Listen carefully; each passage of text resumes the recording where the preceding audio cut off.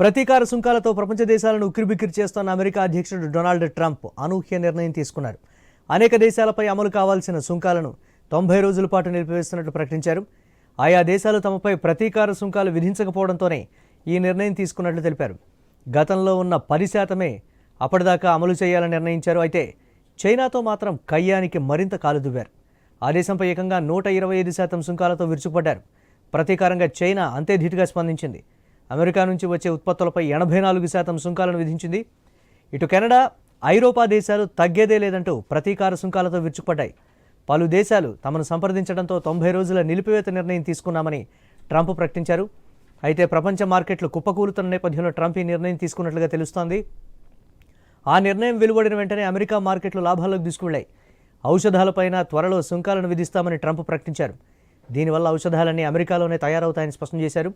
అమెరికాపై $23 billion ప్రతీకార సుంకాలకు ఐరోపా కూటమి దేశాలు ఆమోదం తెలిపాయి.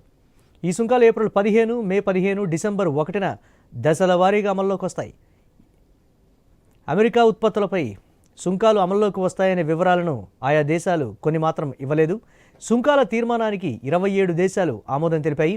ఇదే అంశానికి సంబంధించి మనతో మాట్లాడటానికి మన్నెం కోటేశ్వరరావు గారు అండ్ అందే సత్యం గారు, ఇద్దరు అనలిస్టులు లైవ్లో సిద్ధంగా ఉన్నారు. ముందుగా కోటేశ్వరరావు గారు నమస్తే. నమస్తే, చెప్పండి. మీరు మొన్న కూడా మాట్లాడుతూ ఒక విషయం ప్రస్తావించారు. సరే, నిర్ణయం అయితే సుదీర్ఘకాలం ఉండదు, పునఃసమీక్ష అయితే ఉంటుందనేటువంటి ఒక మాట చెప్పారు. బట్ ఇంత త్వరగా ఉంటుందని అయితే ఎక్స్పెక్ట్ చేయనటువంటి పరిస్థితి. అసలు ఏం జరుగుతుంది అంటే ఏం చెప్తారు మీరు? ప్రపంచంలో ఏం జరుగుతున్న దానికంటే అమెరికాలో జరుగుతున్నటువంటి దాని ప్రభావమే ఎక్కువగా ట్రంప్ నిర్ణయం మీద కనిపించింది అనేది నా ఫస్ట్ రీడింగ్. ఇంకా లోతుల్లోకి వెళ్లాల్సి ఉంటుంది. ఎందుకంటే చైనా వస్తువుల మీద ఎంత ఎక్కువ భారం వేస్తే అంత భారం అమెరికాల మీద పడుతుంది. ఆ చైనా మీద కూడా రాజీకి వచ్చి మనం ఇప్పుడు ఎట్లాగైతే అనూహ్యంగా 90 రోజులు వాయిదా వేశాడో దాని మీద కూడా ఏదో ఒక నిర్ణయం జరగడానికి అవకాశం ఉందనేది నేను గట్టిగా నమ్ముతున్నాను. ఒకటి, అక్కడ జరుగుతున్నటువంటి పరిణామాల్లో ఇప్పుడు మన ట్రంప్ సలహాదారు ఎలన్ మస్క్, అదేవిధంగా ఎవరైతే ఈ పన్నుల టారిఫ్ పథకాన్ని రూపొందించి ట్రంప్ చేత ప్రకటన చేయించాడో ఆ అడ్వైజర్ ఇద్దరు కూడా ఇప్పుడు రోడ్డెక్కి తిట్టుకుంటున్నారు. నువ్వు చేసావంటే నువ్వు చేసావు, నువ్వేం చేస్తున్నావు తిట్టుకుంటున్నారు. అన్నింటికంటే మించి ఎలన్ మస్క్ ప్రపంచ కుబేరుల్లో నెంబర్ 1, ఇప్పటికీ నెంబర్ 1. కానీ గడిచినటువంటి ఈ ట్రంప్ అధికారానికి వచ్చిన తర్వాత జరిగినటువంటి పరిణామాల్లో అతని సంపద $135 బిలియన్ ఆవిరైపోయింది ఈ కొద్ది రోజుల్లోనే. ఇప్పుడు $298 బిలియన్ తగ్గిందని చెప్పేసి తాజాగా వచ్చినటువంటి వార్త. అందుకని ఎలన్ మస్క్ ట్రంప్ ను ఉపయోగించుకొని తన సంపదల్ని ఇంకా విపరీతంగా పెంచుకోవడానికి, తన ఉత్పత్తుల్ని ఇతర దేశాల మీద బలవంతంగా రుద్దడానికి చేసినటువంటి ఒక ప్రయత్నం. తన కార్లు కావచ్చు, లేదా తన ఇతర ఉత్పత్తులు కావచ్చు. కానీ అవి వికటించి వాటికి అవకాశాలు ఉంటాయో లేదో తెలియకుండానే ట్రంప్ ఎలన్ మస్క్ వాటాల షేర్ల ధరలే విపరీతంగా పడిపోయినటువంటి నేపథ్యంలో మీరు చైనా మీద కూడా ఈ సుంకాలను వాయిదా వేయండి అని చెప్పేసి ఎలన్ మస్క్ పదే వేడుకున్నాడని లేదా బెదిరించాడని వాషింగ్టన్ పోస్ట్ పత్రిక రాసింది. మీరు నేను చెప్పడం కాదు, లేదా చైనా చెప్పడం కాదు, వాషింగ్టన్ పోస్ట్ రాసింది. ప్రయత్నాలు చేశాడు, ఒత్తిడి చేశాడు కానీ ఫెయిల్ అయ్యాడు. ఈ ప్రయత్నాల తర్వాతనే ట్రంప్ మిగతా దేశాల మీద వాయిదా వేశాడు, చైనా మీద బస్తీ మీద సవాలని చెప్పాడు. చైనా కూడా అంతే ధీటుగా ఉంది కనుక రాబోయేటువంటి రోజుల్లో తల బొప్పి కట్టి ట్రంప్ దిగిరాక తప్పదు అనేది నా అభిప్రాయం. ఇదేదో మిగతా దేశాల మీద ప్రేమతో చేశానని చెప్పేసి చెప్తున్నాడు. ఆ ట్రంప్ వాడినటువంటి భాష ఎంత అసహ్యకరమైనటువంటి భాష వాడారో మనం చూస్తే సభ్య సమాజం దాన్ని ఉచ్చరించడానికి కూడా లేదు. నా అంగం చీకటానికి సిద్ధపడ్డారు అని చెప్పేసి మాట్లాడాడంటే ఆడు ఎంత అసహ్యంగా ప్రవర్తిస్తున్నాడో. దేనికైనా మేము సిద్ధం సార్, మేము ఏదైనా చేస్తామని చెప్పేసి అంటున్నాడని చెప్పేసి ఆ మాట వాడాడంటే ఎంత అసహ్యకరమైనటువంటి మనిషో, ఎంత అసహ్యకరమైనటువంటి భాష మనకి స్పష్టంగా తెలుస్తా ఉంది. అందువల్ల ట్రంప్ కి స్వర్ణభంగం.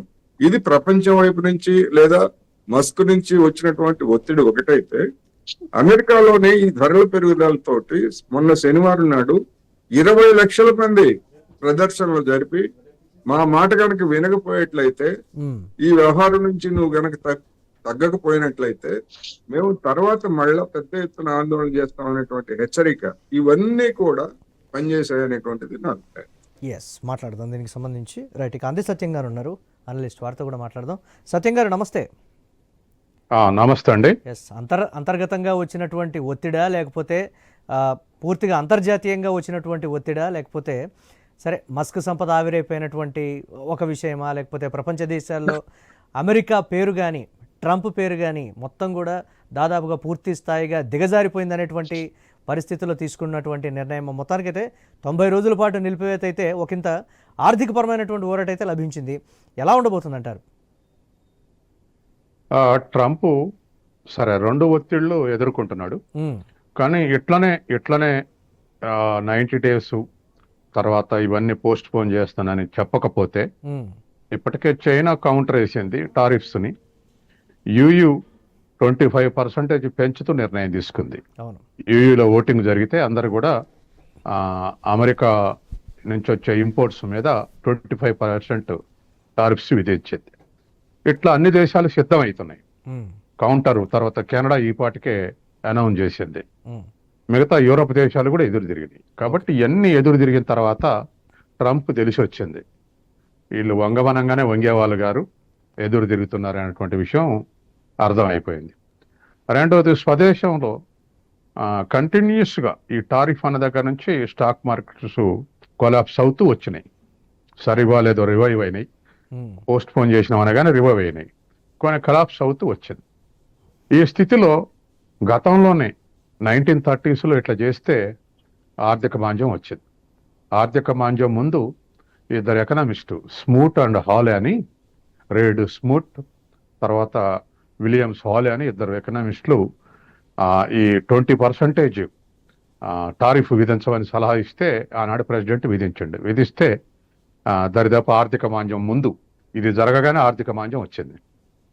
ఇప్పుడు కూడా ప్రపంచవ్యాప్తంగా ఉన్నటువంటి ఎకనామిస్టులు ఏ ఒక్కళ్ళు కూడా భిన్నాభిప్రాయం చేయకుండా ముందు రెసిషన్ తోటి స్టార్ట్ అవుతుంది, ఆ తర్వాత డిప్రెషన్లో పోయే అవకాశం ఉందని చెప్పేసి అనౌన్స్ చేశారు. దీంతో 3 రకాలైనటువంటి ఒత్తిళ్లు, ఇటు ప్రపంచవ్యాప్తంగా ఉన్నటువంటి ఎకనామిస్టుల ఒత్తిళ్లు, రెండవది స్టాక్ మార్కెట్లు కొలాప్స్ కావటంతో ఇవాళ మస్క్తో సహా ఇతర కార్పొరేట్ వర్గాలు, తర్వాత ప్రపంచవ్యాప్తంగా కూడా దేశాలని ఎదురు తిరగటం, ఈ 3 కారణాల దృష్ట్యా తను రివైజ్ చేసుకోవాల్సి వచ్చింది నిర్ణయాన్ని. ఇప్పుడు 90 డేస్ ఎందుకంటే బెదిరించే వాళ్ళందరినీ బెదిరించి లొంగ తీసుకోవడానికి ఈ 90 డేస్ పెట్టుకున్నాడు. అంటే కౌంటర్ టారిఫ్స్ విధించకుండా ఉన్నటువంటి దేశాలేవో అంటే బెదిరిపోయిన దేశాలు, దాని అర్థం కౌంటర్ టారిఫ్స్ వేయలేదంటే బెదిరిపోయిన దేశాలు, లేకపోతే సబ్మిసివ్ ఉన్న దేశాలు, వాటిని సెలెక్ట్ చేసుకొని వాటికి కన్సెషన్స్ ఇస్తాం అనేటువంటిది ఇప్పుడు మొదలు పెడతాడు. మొదలుపెట్టి ఈ 90 రోజులలో ఎవరెవరికి కన్సెషన్ ఇవ్వాలో ఏమిటి అనేటువంటి దాంతో ఈ నిర్ణయాన్ని 90 డేస్ వాయిదా వేశాడు. ఇదే సందర్భంలో ఇంకోటి కూడా అర్థమై ఉంటుంది, ప్రపంచవ్యాప్తంగా ఇంపోర్ట్స్ చేసుకుంటే అది ఇంపోర్టెడ్ కంట్రీ, అది దానికి తయారీ రంగం యొక్క కాంట్రిబ్యూషన్ లేదు అమెరికన్ ఎకానమీలో, మొత్తం సర్వీస్ సెక్టారే. అగ్రికల్చర్ సెక్టార్ ఉన్న అది 2%.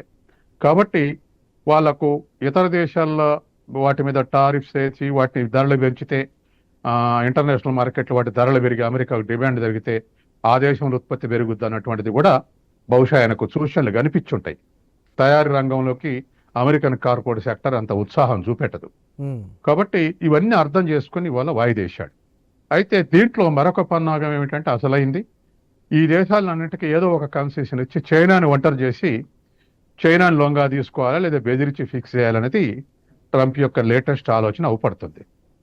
అయితే చైనా ఇవాళ ఒక వార్నింగ్ ఇచ్చింది, ఏమనంటే ఇటువంటి వాటన్నిటికీ మేము లొంగే ప్రసక్తి లేదని ఒకటి, మా సావరింటికి తాకట్టు పెట్టే మా ముచ్చటే లేదన్నది 2, మూడోది మా విధానాలు మీరు టారిఫ్స్ విధిస్తే దానికి అనుగుణంగా తీర్చిదిద్దుకున్నటువంటి విధానాలు మేము ఎవరికే ప్రారంభించామని స్టేట్మెంట్ ఇచ్చారు. నేను మొన్న చెప్పా, 8 years బ్యాగే డొమెస్టిక్ కన్జంప్షన్ వ్యూహాన్ని స్టార్ట్ చేసిరు వాళ్ళు. 145 కోట్ల ప్రజలు ఏం కోరుకుంటున్నారో ఆ వస్తువుల వైపు డైవర్ట్ చేశారు, కేవలం ఎక్స్పోర్ట్కే కాకుండా. దాంతో ఇవాళ చైనా ఎకానమీ కూడా వాళ్ళకున్న దరిదాపు $19.5 trillion ఎకానమీలో $3.5 trillion వాళ్ళ ఎగుమతులు ఉన్నాయి. అట్లా అమెరికా $24 trillion వాళ్ళ ఎగుమతులు $3 trillion. ఇవాళ వరల్డ్ ట్రేడ్ లో నెంబర్ 1 ఎవరంటే చైనా, ఏది ఎగుమతుల విషయంలో. కాబట్టి అటువంటి చైనా అమెరికా బెదరంగానే బెదిరిపోయే అవకాశం లేదు. వాళ్ళ టోటల్ ఎకానమీలో దాని పర్సంటేజ్ ఒక 15% ఉంటుంది ఎగుమతులు. ఈ 15% లో అమెరికాకు చేసే ఎగుమతులు ఎంత ఉంటాయి, అందులో 1/3 ఉంటాయి. కాబట్టి చైనా ఎకానమీలో అమెరికా బెదిరిస్తే ప్రభావం పడేది 5%. కాబట్టి అంత తేలికగా చైనా లొంగే పరిస్థితి లేదు. రెండవది, ఆల్టర్నేటివ్ గా అమెరికా ఏం ఎగుమతి చేస్తుందో వాటికి ఆల్టర్నేటివ్ మార్కెట్ కూడా ఎదుర్కొనే అవకాశం ఉంది. ఉదాహరణకు మనం ఏమనుకుంటామంటే, ఎక్కడ చూసినా శాంసంగ్ పడుతుందని మనం అనుకుంటాం ఫోన్లు.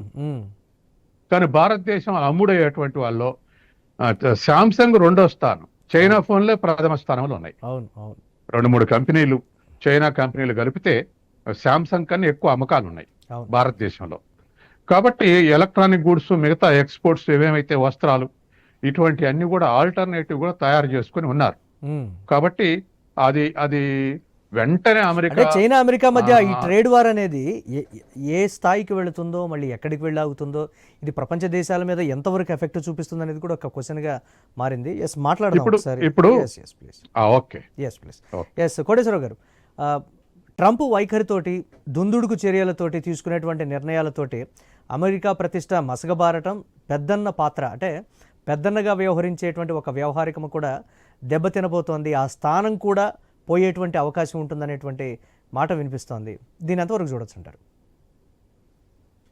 ఈ వాణిజ్య పోరులో చైనా వ్యూహాత్మకంగా వ్యవహరిస్తా ఉంది అనేది ఇప్పటికీ వస్తున్నటువంటి సమాచారాన్ని బట్టి మనకు స్పష్టంగా కనిపిస్తా ఉంది. ట్రంప్ నేను 125% చైనా వస్తువుల మీద పన్ను విధిస్తానంటే, చైనా మేము 84% విధిస్తామని మాత్రమే చెప్పింది. అంటే చూసే వాళ్ళకి చైనా మరి అదే స్థాయిలో లేదు, రీజనబుల్ గానే ఉంది అనేటువంటి అభిప్రాయాన్ని కూడగట్టడం దాని వెనకాల ఉన్నటువంటి ఒక ఎత్తుగడ అనేది నా అభిప్రాయం. రెండోది, నిన్న ఇవాళ వచ్చినటువంటి వార్తల ప్రకారం చైనా యువాన్ విలువ అనేటువంటిది తగ్గిపోయింది. చైనా యువాన్ విలువ తగ్గిపోయింది అని అంటే దాని అర్థం ఏంటంటే, చైనా వస్తువులు దిగుమతి చేసుకునే వాళ్ళకి మరింత చౌకగా వస్తాయి. ఇది ఒక అట్రాక్షన్. అమెరికా కాకపోతే మిగతా దేశాల వాళ్ళని, మిగతా దేశాల మార్కెట్ ని అట్రాక్ట్ చేయడానికి నేను అనుకోవటం అయితే, చైనా ఇప్పుడు ఎట్లాగైతే అన్ని దేశాలు తమ కరెన్సీని ఏ విధంగా నియంత్రిస్తున్నాయో, చైనా కూడా వ్యూహాత్మకంగా తన కరెన్సీ విలువని పడిపోయే విధంగా చేయడం కానీ, లేదా అందుకు అవసరమైనటువంటి ఎత్తుగడలన్నీ కూడా అనుసరించినట్టుగా కనిపిస్తా ఉంది. ఇది ప్రపంచ దేశాలన్నీ కూడా మరింతగా దిగుమతుల కోసం చైనా వైపు చూడటానికి కూడా దోహదం చేస్తుంది. ఆ విధంగా అమెరికా చేస్తున్నటువంటి దాడిని తట్టుకోవడానికి చైనా వేసినటువంటి ఒక ఎత్తుగడలో ఇది కూడా భాగం అనేటువంటిది ఒకటి. ఆశ్చర్యకరమైనటువంటి విషయం ఏంటంటే, చైనాను మినహా మిగిలినటువంటి దేశాల మీద 90 రోజుల పాటు మేము వాయిదా వేస్తున్నామంటే, మిగిలిన దేశాలలో ఉన్నటువంటి స్టాక్ మార్కెట్లతో పాటు చైనాలో ఉన్నటువంటి స్టాక్ మార్కెట్లు కూడా మిగతా దేశాలలో మాత్రమే పుంజుకున్నాయి ఇవాళ మార్నింగ్ వచ్చినటువంటి వార్తల ప్రకారం. అంటే 125% ఒకవేళ వేసినప్పటికీ చైనాలో ఉన్నటువంటి కంపెనీల వాటాల ధరల మీద దాని ప్రభావం ఏమీ లేదన్నట్టుగా ఇనీషియల్ గా వచ్చినటువంటి ఈ స్పందన మనకి తెలియజేస్తాం. అందుకనే ఇటువంటివన్నీ చూసిన తర్వాత ఒత్తిడి మరింత పెరిగి చైనా విషయంలో కూడా ట్రంప్ రాజీకి రావాల్సిందే. ఇది ఇప్పుడు మనం ఏదో దీన్ని ఊహించి చెప్పడం కాదు.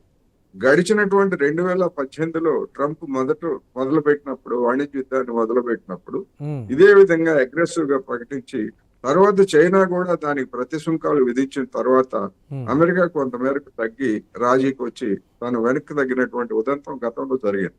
అందువల్ల ఇప్పుడు కూడా ఎందుకంటే చైనా అమెరికాకి ఎగుమతులు తప్ప మిగతా దేశాలకి చైనాకి ఎలాంటి పంచాయతీ లేదు, భారతదేశానికి కావచ్చు మిగతా దేశాలకి.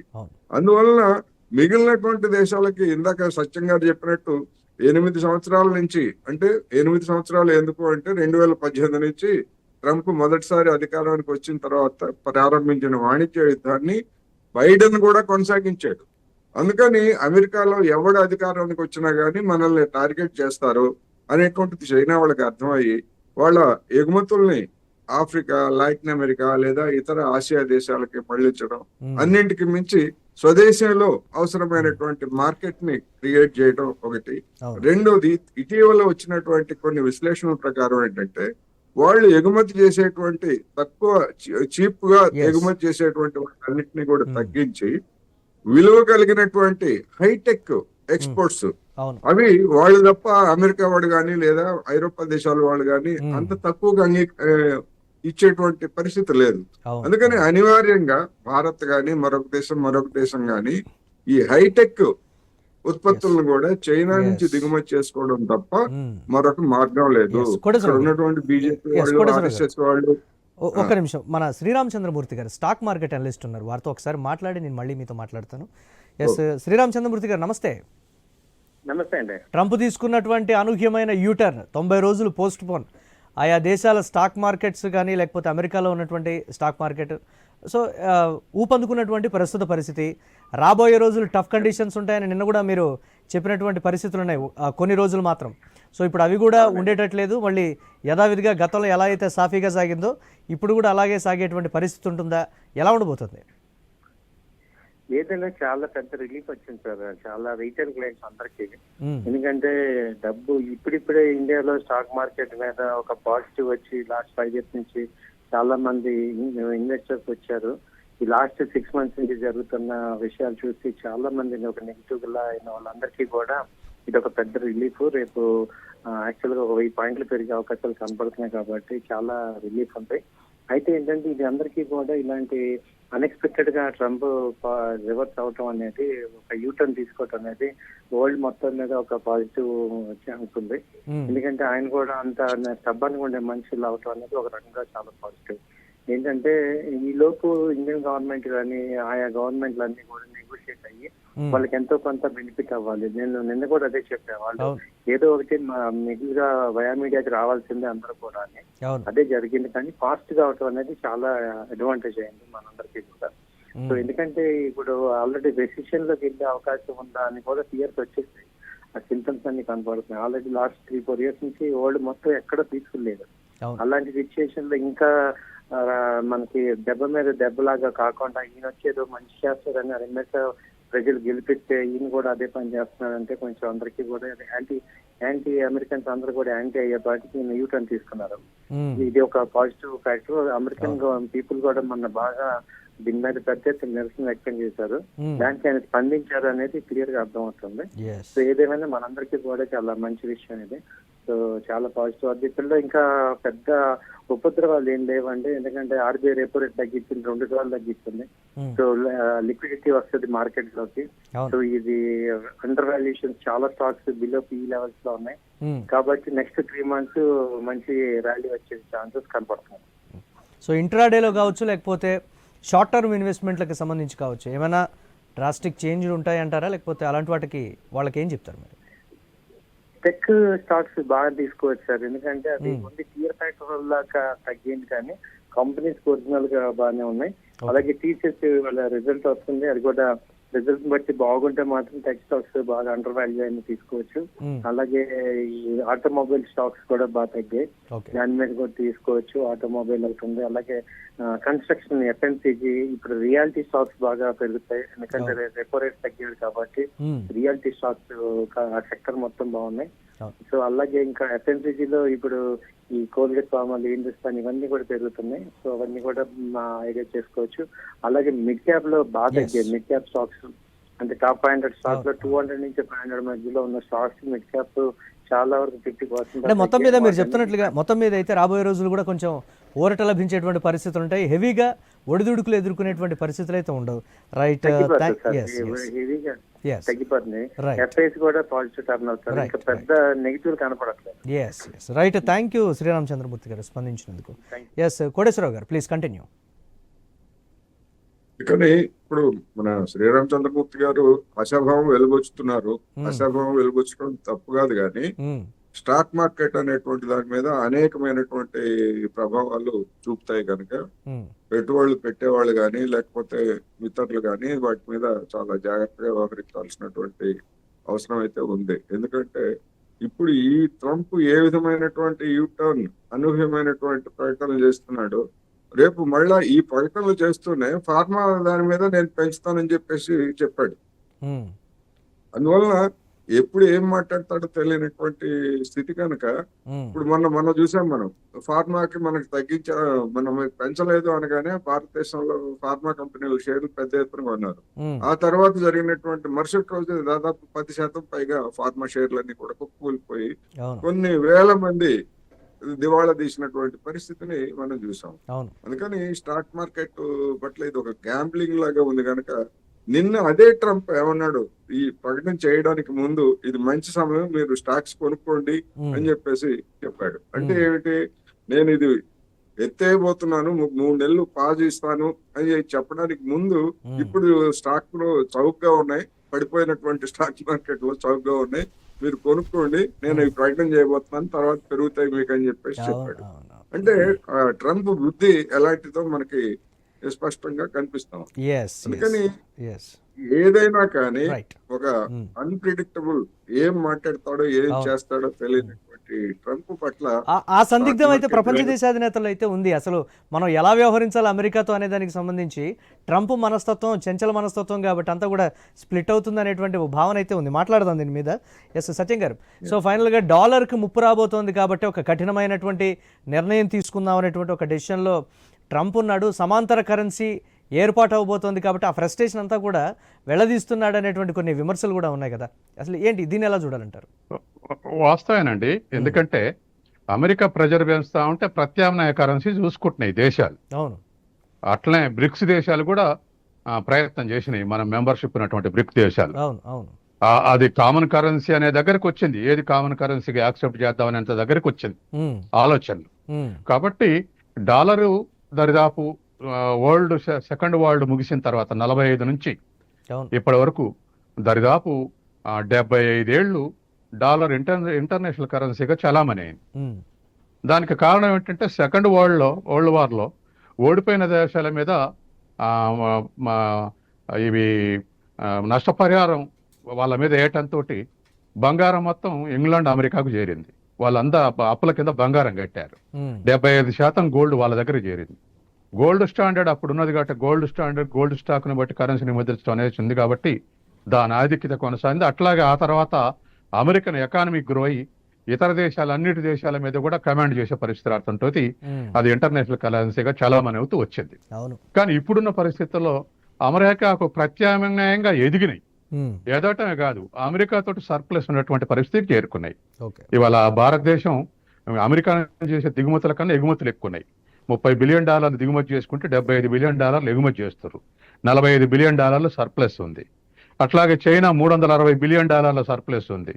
ఇట్లా చాలా దేశాలు అమెరికా తోటి మిగులున్నాయి, లోటు కాదు మిగులున్నాయి. మిగులున్నప్పుడు వాళ్ళ డాలర్ మీద ప్రెజర్ పెరుగుద్ది. ఎందుకంటే మిగులున్న దేశాల రూపాయలు అవసరం అవుతాయి, లోటు ఉన్న దేశాల యొక్క ఒత్తిడికి గురవుతాయి. ఈ పరిస్థితి కొనసాగుతూ ఉంది. కాబట్టి ఇవాళ ఉన్నటువంటి ఈ పరిస్థితుల్లో డాలరుని రుద్దటానికి ప్రయత్నం చేసి డాలర్ స్కేర్సిటీ పెట్టి డాలర్ని ఒక బూచిగా చూపెట్టి అమెరికా చేస్తున్నట్టు దానికి ప్రత్యామ్నాయం చూసుకుంటున్నాయి దేశాలు. ఇప్పటికే ఇంటర్నేషనల్ మానిటరీ ఫండ్ ఎస్డిఆర్స్ అని ఒక international currency special drawing rights అని దాన్ని అమలు చేసుకుంటూ వస్తుంది. అంటే వాస్తవానికి అందరి కాంట్రిబ్యూషన్ ఉంటది, కానీ డాలర్ల మేజర్ కాంట్రిబ్యూషన్ డాలర్ల కొరత వచ్చినప్పుడు ఎస్డిఆర్లు అప్పుల కింద ఎస్డిఆర్లు ఇస్తుంది IMF. ఇప్పటికే చాలా మంది చేస్తుంది IMF. కానీ ఇప్పుడు ఆ దేశాలు కూడా ఒక కామన్ కరెన్సీని తయారు చేసుకునే స్థితికి ఆలోచనలు రావడంతో దేశ పౌరుల నుంచి సత్యం గారు, దేశ పౌరుల నుంచి ఆ స్థాయిలో వ్యతిరేకత వస్తుందని కానీ ప్రపంచ దేశాలు ఈ స్థాయిలో స్ట్రాంగ్గా ఉన్నాయని కానీ అసలు ఎక్స్పెక్ట్ చేయలేదు అనేటువంటి మాట కూడా అంతర్గతంగా చర్చించుకుంటున్నటువంటి పరిస్థితి అయితే ఉంది. ఏదేమైనా కానీ అమెరికా ఆధిపత్యాన్ని మేము సహించబోం, అమెరికా అనేది లేకపోయినా కానీ మేము మా దేశాలు సర్వైవ్ అవ్వడానికి చాలా ఈజీగానే ఉంటుందనేటువంటి రీతిలో ప్రపంచ దేశాలన్నీ కూడా గట్టిగా ఒక పట్టయితే బిగించాయి. చూద్దాం ఎలా ఉండబోతుంది ఏంటి అనేది. థ్యాంక్ యూ సత్యం గారు అండ్ కోటేశ్వరరావు గారు.